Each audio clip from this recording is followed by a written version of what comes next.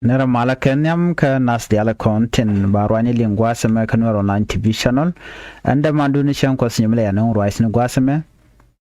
te kon ke report mo bukon ling re report kana mo she did watch ke chief Charodian Judge ka Kubu County chiga ben yal take warga michikana gor mila rejection letter are letter kana mo take order misha tup nathanielu yet chikana lokki chikana rejaka jena mo benyaga kon kelo and wala changa wal bada ka pai kel ron kina dangro wili jandangro wili bakel ban report me bana jelinga gwa ka duo badana chatuoga je chirmangai kono no Akubu County ajan gwaze dane shi Dr. Guy Cook chewe me gore jeno te malma deben me gore jeno de kirm yadit da la rami mo me de lot ka de support ke jo me gwasmen ban kulling gwasmen ni gore jeno bi report bi linga gwa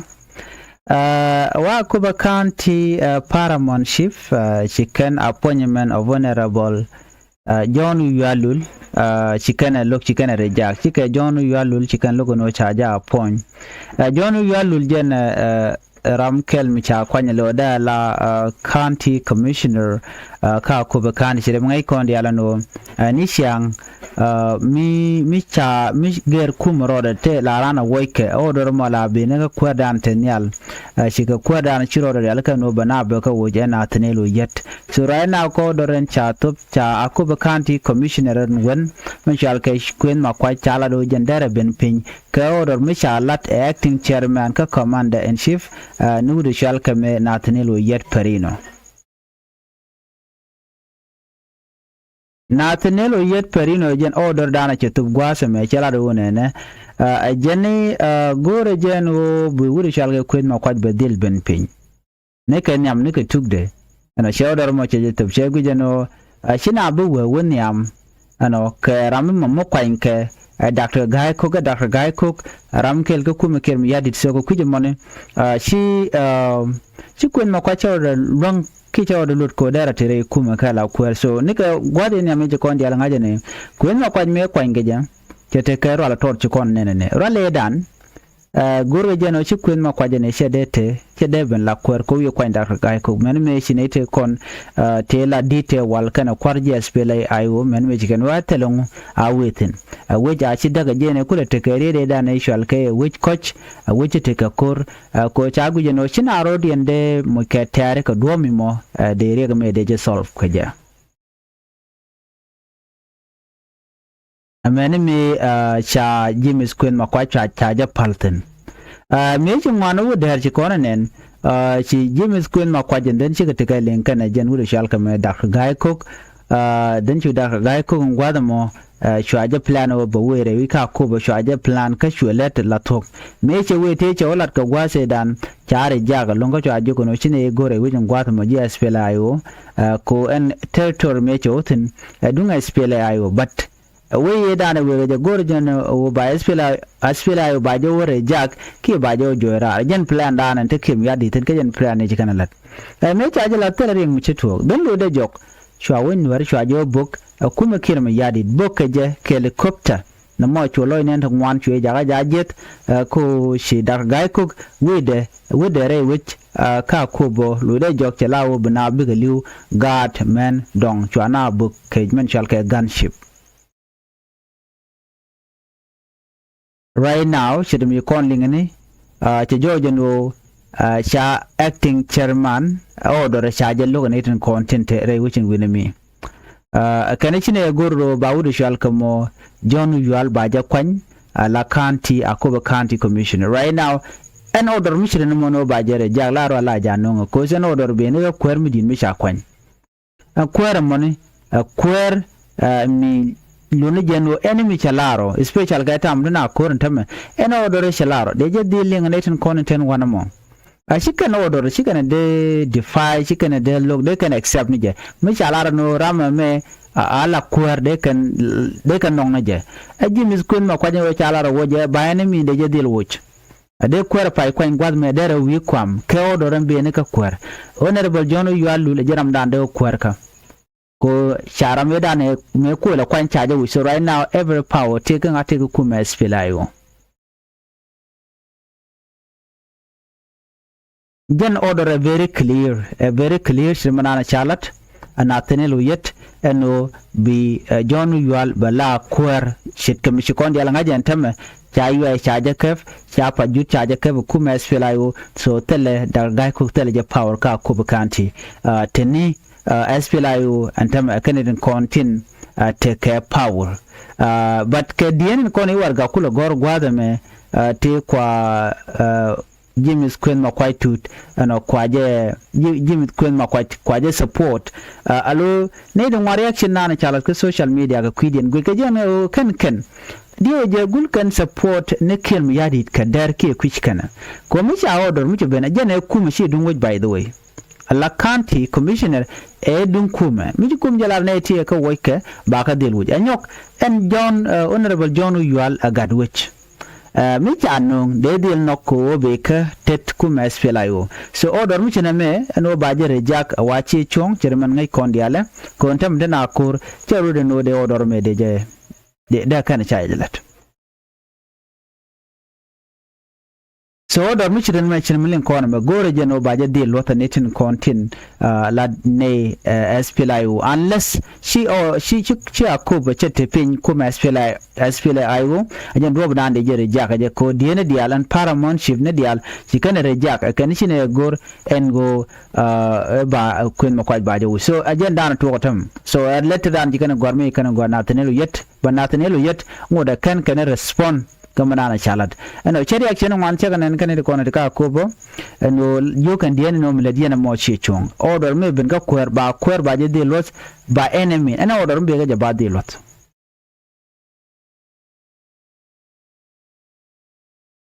wana gwasa me ka report chalat ka kwi a golek force a golek right ke wuro shalka me Johnson ulun ala wut ten ne me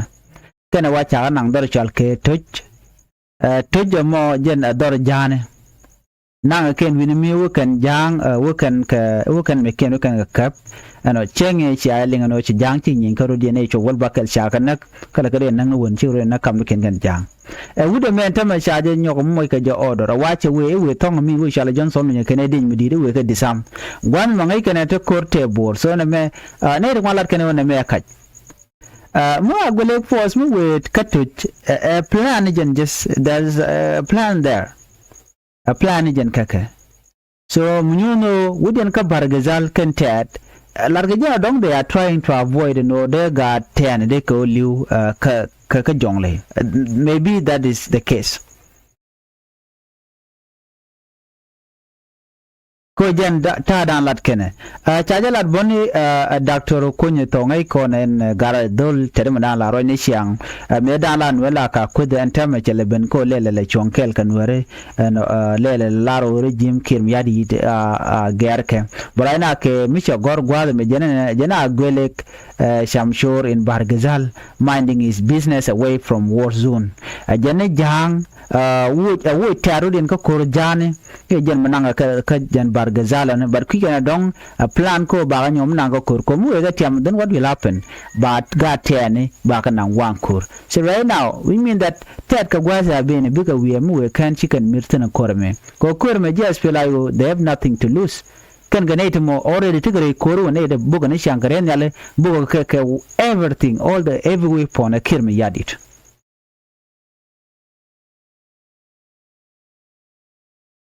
so right now mi shirka na me shimilin kona me bukonte ngai ko kume SPLIO shadin realika and whatever come especially ke time tam mi chikan paju chikan kava tika take power midit ko me katen tel melele tel tam ka kume SPLIO they have everything in place chirka tayi dana jen tam ga jantan wan jekan message and wonena ram mo mutbur melangwet jane ke ngane jane ko na to bor jio ken wo yen rancho da mat ka koreme ko yen tel mu ku ye benefitin ka tel mu jeg yeneten ramuro de jako bajen nak ramuro de jako bajen mu karek belle pen wide che pen kan ede kokien cha roje mo cha de to beken ka jo kan ede alton wo please real rodun ka ranti we kor en kuma spela ayu gwenye je awe ka juba jenta dandeten ko burci ne ede ci gabatan report mete me report me shalat chala no chaja gor en wo beteke med janga bo we kor a jangen kokien so munyono dikane de kona ba use kan ngane ka golek force ne ba use kan nuore tinde kweke mi yadi right now ne di american especially de kon la deina ene ter korin ba use of koken man gor kan ke liwa kon gor kan dormu we todien so mu tagu ku yobu ko kor bu ko lu loro ba so bene de kon la kwarken bi ko lo benefit te mo chikan dier kan eken ka ku ma swela yo chika wona you gonna to already joga ne dialo no chine goro bene nyin kan ne ko la civilian you are not targeting civilian kora ko nyini ne kan ne ko la deina SSPDF kan ne ko nyini ne kaka tel ne ko ken so munyono de kuma SPLA ayo they are marching wuka kajuba so chika medan chikona lingano chikan taana ti chobjan baro de chikan ga to bala warning teler kana kum kem yadi deno woje netin kontilla civilian gwandan hiyantin ko woje netin kontilla humanitarian organization workers aka woy kan yal ka wero ka gwad kontinten aka jien aka we gwad mo saf tikano dormi kana to but kuma kem yati che gur dobran che gur kaje gur kano bikene ti biken ga use la men shal ke yumen shele lo gur kano tingi kur yo twok bane kon la juj ba on na darba but chalat george kuma SPLA ayu wono ne kuna target military base tel ne kur kene ko la civilian mi jiram civilian woiro do ka military barak woiro do ka military base dunga SSPDF ta jo mo cha to biken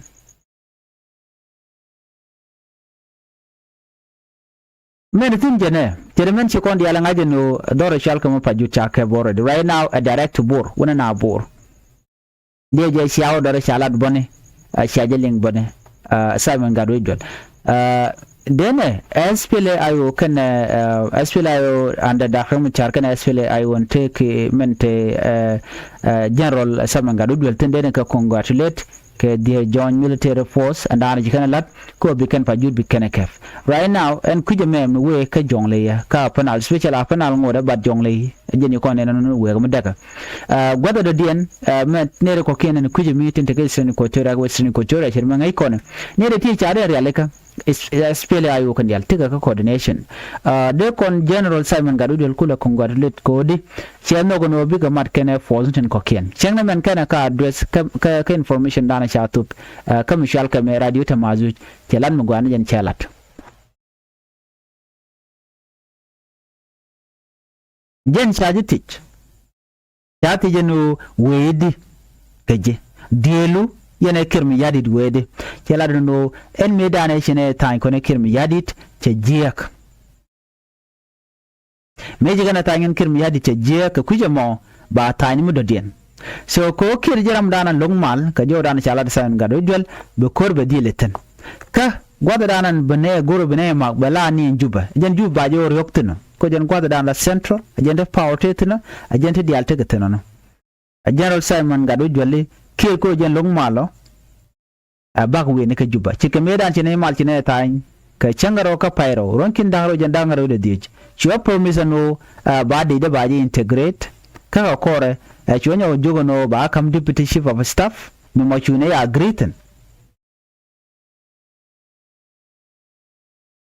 Simon Gado jol ano che di le dane cha tanya kan che jelos no kir kan jelos kir me yadit kan jelos ko te gadi kan ga yapin Manyam Simon Gado jol dumane kete chama ko kire manyam jene ba force de ba ko nan ka juba ba je wulat ka force ni ka national army ke ka SSPDF choi no mo la magwa chonyo la de wonene ba kam deputy chief of staff chi kana agree ba kam kwere rawde kwere te kwang shora le tenen tama de kame ala dunde ana ona chuga nyoko mu lat kan no chi ka agree ten and then jodien chi kan nyo la de wonene kan force ni ka en Simon Gadu Dwell misha di ni ga jago ko integrate ba di ni ba deploy re which ka juba and then after that be Simon Gadu Dwell be GN ka Port Sudan gwada dana teten ano cerme dana shi kan report ke jen gwada dana ka Malton bi ka GN bi ka ben ka juba Simon Gadu Dwell be ben ka juba ka korme cha tete chakalat and then me cha jogo ke ka choko gwanteme ku delegation ku ka jak ku delegation ku ka jak ka juba after me cha delegation sha ka received nika gwatot ko pairo wada ka pai dioko nene juko to ka Nasir me cha tok akirmi yadit chukor mo chuto kenyam faida we faida chuto ko mo joje kwadi ala konde pin dakre machar yere power sharing edan ka jana che deal ya pinga Simon Gadu Dwell kirmi yadit then after that chekir ya logo no be Simon Gadu Dwell beje chol then chu dakre machar me cha dakre machar chu yen Rewike juba meje ko to Nasir then from there kan nyo right kan Simon Gadu Dwell a many delegation ni SPLA ayo kid gwang faction to ayo pelican or Rewike juba shu men wala ngoda kan mo kan ne follow up to now ngai ko ne kiro jaram danan yermal jen mu kuyi gele lenga tamma ka Simon Gadu Dwell no lada je nodi tel mi shale marantam ko mal chaje yaranga chaje yar kir Kir Jamal Chejayar. To Kujamo, tell Michel Kemal right now, which, Kaso Sudan, a minutin Balakor, and Guadadante, Malton, the Center Mojan Badil, Danijamo. Tell him the dim the Kujimi. So Jen Wukoladno, Simon Gadu Dwell, Ko Shakun Hajaguano, Chikir Chala Ramadan, Yaramala talk, Chakunokono, Bakor Vegeter, Kanakumes Filayo. Medan Medagaping a corner, Cheremy a misunderstanding in thought. Coach Dakro Machar cho January week juba ka kuwan jen ga kwi malka ci Simon Gadu Dwell gujano ci Dakro Machar cho do mo chaktar rodien ci jen male dane gor kene de lat jen do be dane de ka finga ja and wenamo ci Simon Gadu Dwell ana cho la no cine Dakro Machar cine wo chu ga Machar kana yo jen kula te ka SPLA ayo ne mon kwale cho le kidgwang faction ane medan ci wuri markel ga nyen wuri shalka Johnson lo nyane lo let ken kel donti Johnson lo jigale nyoga mo ga dak nyoga ken so dial to kan dial katicha well coordinated kir mayadi tela goro be SPLA yo beje dak bara ina mushi ku ben kel ga ngaje lo en wuri shalka mayadi de tela malo gulo go la tok ci kwajen darama char medan me wure wiki juba janil ladani promise dana chala de gurnije me chala international community eno mala bere wiki so Sudan jene she gorge jeno teka mi jeng medela to cho gorje gujene wanga international community ko no which cha de gorde kap ko bom shire medana sha guj eno gorke international community Africa Union kan je ga tin ciru kula pelanta melo telam let kan right now kan kum de te cha mo jigano gul kalwar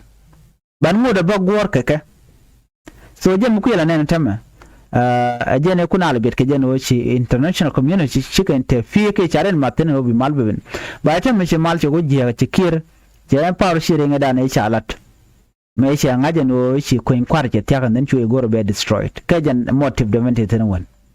so you can go to mal de kana lat so right now mun no di en kir mu kana kon kep ko bom Rewike so Sudan abaje ju ke bom che kwarche je bitop jan ta dana de ten ade je shi alen bone wuri shalka me Museveni right now che nyogo we ka kwar nyok che shi ga kuin kware ci kana yar che mu ngai kona already kuin kware cha je yar che mu ngai kona kum kirm yadit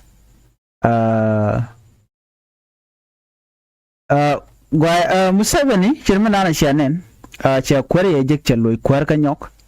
ka jaram dan let kel kene kir so ngai kon kir no kuin kware gorje be linka ta dan ta Uganda te ke je ngai kon so lono de en melet kir mi yadi de kene Museveni rieng midit so Museveni che kware ya tung je ta right now cha de congratulate bone kir kan all the dictator dia chicken Museveni gana congratulate ka jano cha na che kana grai we de tel mo gwa mi chalat right now na chu ka ai wichin winimi so mi chirka na me kon yal men de kon lat jenen ramen lo gobi malbe benen ngum ram ka jeten ajem ko nen tama in support of SPLA yo kan dial ko ken loina bedil bomono baje dil yorar en kum kirim yadi de mo bayani min term din balat chang wa yorar jen ben mala kel ka ji kware ndial musabene che pass already la kwere do dien bete ga rundang de ko ken buka nyago kwere ga chanya dang jok ga chanya ka ronan jen dogu de kelen ron kin dang ro jen de kel ba kom nyago mo chonga je nan wuro din mete ga runa jen badagi do ngwan kete ga runa jen ngwan wi de wa runa jen ngwan wi de kwere ka kana mo woch namo ramete de ramona gwaye en bana je ka la rodien